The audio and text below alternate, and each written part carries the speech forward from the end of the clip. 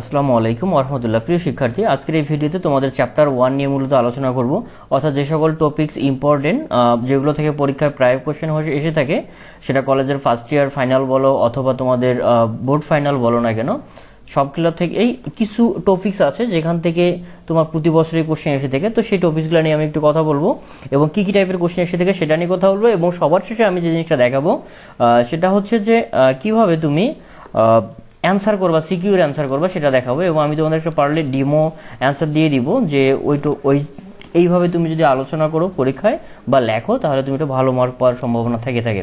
তো প্রথমে যে টপিকসটা পড়তে হবে সেটা হচ্ছে বিশ্বগ্রাম। বিশ্বগ্রাম থেকে যা যা পড়বা সেটা হচ্ছে বিশ্বগ্রামের জনককে, বিশ্বগ্রামের উপাদানগুলো কি কি, যেমন সফটওয়্যার, হার্ডওয়্যার, কমিউনিকেশন বা ইন্টারনেট, তারপরে হচ্ছে সক্ষমতা বা যেটাকে আমরা আরেকটা আছে কানেক্টিভিটির কথা বললাম।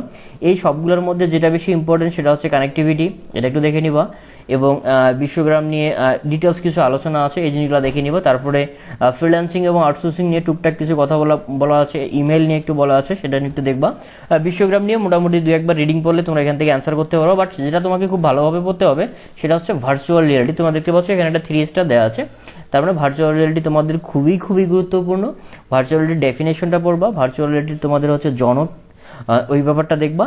আর মেইন যে ব্যাপারটা রয়েছে ভার্চুয়াল রিয়ালিটি, এখান থেকে যে কোশ্চেনটা বারবার দেখবা এমসিকিউতে আসে, সেটা হচ্ছে ভার্চুয়াল রিয়ালিটি হচ্ছে থার্ড ডাইমেনশন বা হচ্ছে 3Dর কথা বলছি, যেটা 3D পরিবেশ বা থার্ড ডাইমেনশন যেটা পরিবেশ, এটা একটা ব্যাপার আছে। এবং সর্বোপরি যে জিনিসটা দেখবা সেটা হচ্ছে ভার্চুয়াল রিয়ালিটির ব্যবহার বা রিয়েল লাইফে অ্যাপ্লিকেশন, কোন জায়গায় আমরা ভার্চুয়াল রিয়ালিটি ব্যবহার করি। যেমন তোমার হচ্ছে গাড়ির ড্রাইভিং প্রশিক্ষণের ক্ষেত্রে, তুমি পাইলটিংয়ের ক্ষেত্রে, মেডিকেল সায়েন্সের ক্ষেত্রে, অথবা তোমার অন্যান্য যতগুলো সেক্টর রয়েছে যেসব জায়গাতে ভার্চুয়াল রিয়ালিটি ব্যবহার করা হয়, সবগুলো জায়গায় একবার করে শুধু রিডিং পড়বা এবং ভার্চুয়াল রিয়ালিটির বেসিক কনসেপ্টটা যদি ঠিক থাকে, তুমি সব জায়গায় মূলত একই প্যাটার্নের অ্যান্সার করতে পারবো আর কি।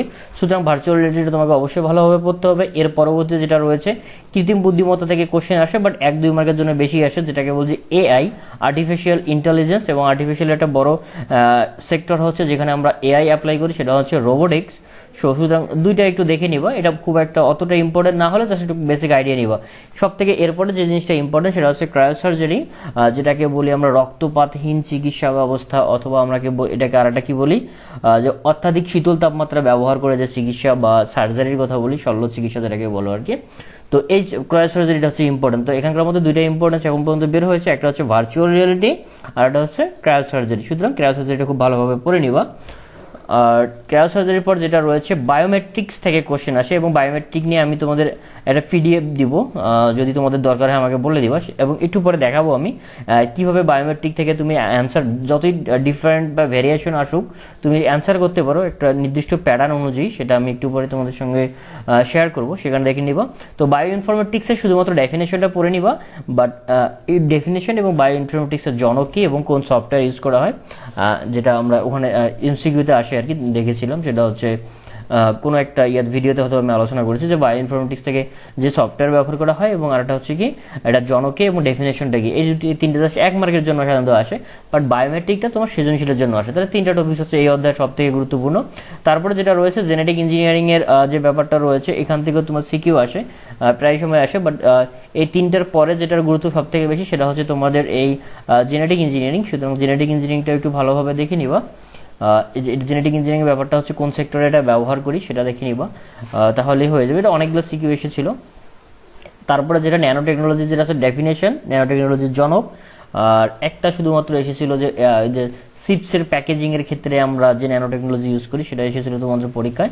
সুতরাং এই হচ্ছে যদি আমি টপিক্সের কথা বলি, এই কয়েকটা টপিক্সের মধ্যে আমি আবার বলি তোমাদের সব থেকে যেটা গুরুত্বপূর্ণ সেটা হচ্ছে ভার্চুয়াল রিয়ালিটি, তারপরেও গুরুত্বপূর্ণ হচ্ছে ক্রায়োসার্জারি, এবং শেষে যেটা হচ্ছে বায়োমেট্রিক। বায়োমেট্রিকের পাশাপাশি তুমি যদি আরো কিছু পড়তে চাও, সেটা যদি ভালোভাবে পড়তে চাও, সেটা আমি তোমাদের সাজেস্ট করবো, সেটা হচ্ছে জেনেটিক ইঞ্জিনিয়ারিংটা একটু দেখে নিবা ভালো করে। আর অন্যান্যগুলো তো তোমাদের যেহেতু আগে থেকে পড়া আছে একটু ধারণা রাখবা, বাট এই 3টা টপিক্স থেকে বেশি ধারণা নিবা, এবং আমি আশা করতেছি এখান থেকে তোমাদের একটা সিকিউ থাকবে।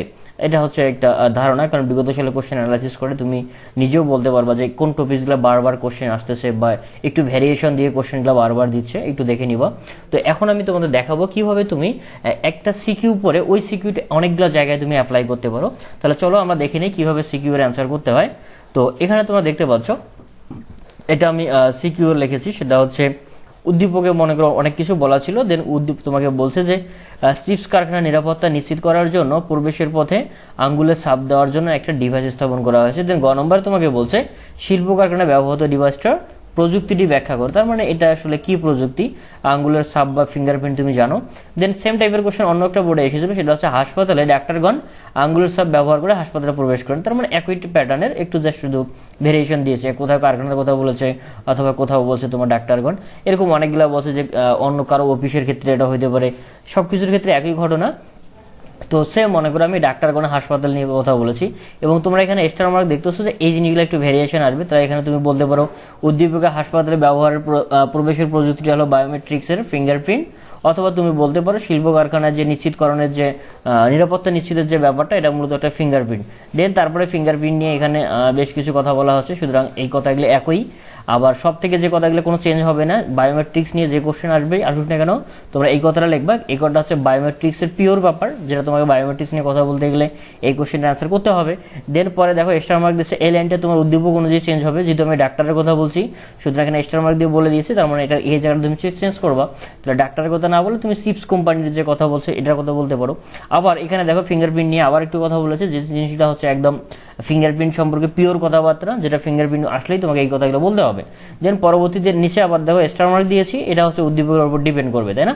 তাহলে এখন এই সেম জিনিসটা তুমি কোথায় ব্যবহার করতে পারছো, চিপস কারখানার ক্ষেত্রে ব্যবহার করতে পারছো, হাসপাতালের ডাক্তারগণ ব্যবহার করতে পারতেছো। এখন তোমাকে দেখায় এই কোশ্চেনটা আর কিভাবে তুমি অ্যাপ্লাই করতে পারো। আচ্ছা, এবার দেখো অন্য একটা উদ্দীপক এসেছিল যে প্রবেশের পথে যন্ত্র বসানো আছে, যেটা নির্দিষ্ট দিকে তাকালে অনুমোদিত ব্যক্তিবর্গ ভিতরে প্রবেশ করতে, মানে তাকাইতে হয়, মানে চোখ বা রেটিনা বা আইরিস স্ক্যানের যে ব্যাপারটা আছে সেটা এখানে বলছে। এখন গ নম্বরে বলছে গবেষণা প্রবেশ মুখে ব্যবহৃত প্রযুক্তি নিয়ে কথা বলো। তাহলে এই গবেষণার যে ব্যবহৃত প্রযুক্তিটা, এটা মূলত বায়োমেট্রিক্সের কোনটা, তোমার হচ্ছে আইরিস বা রেটিনা স্ক্যানের ব্যাপার। তো আইরিস বা রেটিনা সম্পর্কে এগুলো বলতে হবে। উদ্দীপক অনুযায়ী এই জিনিসটা চেঞ্জ হবে, কোথাও যদি গবেষণায় প্রবেশের মুখে একটা যন্ত্র বসানো আছে এক্ষেত্রে যদি বলা থাকে এটা বলবা, অথবা যদি তোমাকে বলে মেডিকেলে বসানো আছে এটা বলতে পারো, অথবা যদি তোমার বলা থাকে কোনো কোম্পানিতে বা অফিসে আছে তাহলে এই লাইনটা চেঞ্জ করবা। দেন এই লাইনটা দেখো, এটা পুরোটাই হচ্ছে চোখের তোমার মনির যে স্ক্যানের কথা বলছি আমরা, অর্থাৎ রেটিনা বা যে স্ক্যানের কথা বললাম আর কি, সেটা সম্পর্কে পিওর কথাবার্তা। তার মানে ওই আইরিস বা রেটিনা স্ক্যান সম্পর্কে আসলে তোমাকে এই কথাটা লিখতে হবে। দেন তারপরে উদ্দীপক অনুযায়ী এটা চেঞ্জ হবে। তার মানে এই জিনিসটা আর এই জিনিসটা তোমার হচ্ছে ইফেক্ট, যদি আমি কালার ভেরিয়েশন করেছি বাট মূলত ব্যাপারটা একই। তাহলে এই কালার এটা এবং এটা হচ্ছে তোমার একই জিনিস, যে সব ক্ষেত্রেই লিখবা এবং তুমি পড়লেই বুঝতে পারবো আমি একই কথা বারবার লিখেছি, উদ্দীপক অনুযায়ী চেঞ্জ করেছি। এখন দেখো এই প্রথমে তোমার ফিঙ্গারপ্রিন্ট এবং হচ্ছে রেটিনা স্ক্যান, এই দুইটা যেহেতু আলাদা টপিকস, এই দুইটা আলাদা টপিকস থেকে দেখো কিভাবে একটা কোশ্চেন এসেছে যে প্রবেশের জন্য দরজার সামনে রাখা একটি মেশিনে আঙ্গুলের ছাপ দিতে হয়, তার মানে এটা ফিঙ্গারপ্রিন্ট। এবং কি বলছে কক্ষে প্রবেশের জন্য দরজার সামনে রাখা একটি মেশিনের দিকে তাকালে দরজা খুলে যায়, তার মানে এটা হচ্ছে রেটিনা স্ক্যান, তাই না? তাহলে এবার বলছে প্রবেশের অফিসে প্রবেশের এবং কক্ষে প্রবেশের জন্য দুইটা যে আলাদা আলাদা ব্যবস্থা রয়েছে, অর্থাৎ রেটিনা এবং ফিঙ্গারপ্রিন্ট, এই দুটোর মধ্যে কোনটা সুবিধাজনক। তাহলে আমাদের কি জানা আছে দেখো, এই যে আমরা ফিঙ্গারপ্রিন্ট সম্পর্কে আমরা এই কথাগুলো জানি, এবং নিচের দিকে দেখো আমরা কি জানি, সেটা হচ্ছে রেটিনা বা আইরিস স্ক্যান সম্পর্কে আমরা এই কথাগুলো জানি, তাই না? দেন তুমি দেখো এইখানে যেহেতু কোশ্চেনটা অ্যান্সার করবে, এটা উদ্দীপক অনুযায়ী চেঞ্জ করবা, যে প্রথমটা হচ্ছে বায়োমেট্রিক্সের ফিঙ্গারপ্রিন্ট এবং পরেরটা হচ্ছে তোমার হচ্ছে রেটিনা স্ক্যান। এই দুটোর মধ্যে আসলে ফিঙ্গারপ্রিন্ট কেন সুবিধাজনক, এই ফিঙ্গারপ্রিন্ট সম্পর্কে যে পিওর কথাবার্তাগুলো আছে এখানে সবগুলোই আছে, এবং আমি এমন ফরম্যাটে অ্যান্সারগুলো সাজিয়েছি যেখানে তুমি দেখতে পারবা যে একই কথা বলেছি কিন্তু সবগুলা কোশ্চেনেরই অ্যান্সারের লেস যতই থাক না এখানে এর মধ্যে হয়ে যাবে। যেমন আমি দেখো ফিঙ্গারপ্রিন্ট স্ক্যানের দাম তুলনামূলকভাবে কম, ব্যবহার করা সহজ পদ্ধতি, এবং আরো বলছে যে এটা সহজে অ্যাক্সেস পাওয়া যায়, এখানে অনেকগুলো সুবিধার কথা বলেছি আমি। তার মানে এই কারণে ফিঙ্গারপ্রিন্টটা সুবিধাজনক। এবং যেহেতু এখানে রেটিনা স্ক্যান নিয়ে কথা বলছে, তার মানে এই যে কিছুক্ষণ আগে যে আমরা রেটিনা নিয়ে কথা বলছিলাম না, এই যে এখানে রেটিনা স্ক্যান নিয়ে কথা বলেছে, সুতরাং তাহলে যে রেটিনা স্ক্যানের কথা বলবো। এবং দুইটা আলোচনা করার শেষে আমি আমার সিদ্ধান্ত জানাই দিলাম যে ফিঙ্গারপ্রিন্টটা বেশি সুবিধাজনক, কারণ এখানে ফিঙ্গারপ্রিন্ট যেহেতু সুবিধাজনক এই কারণে ফিঙ্গারপ্রিন্ট নিয়ে আমি এখানে কি একটু বেশি কথাবার্তা বলেছি।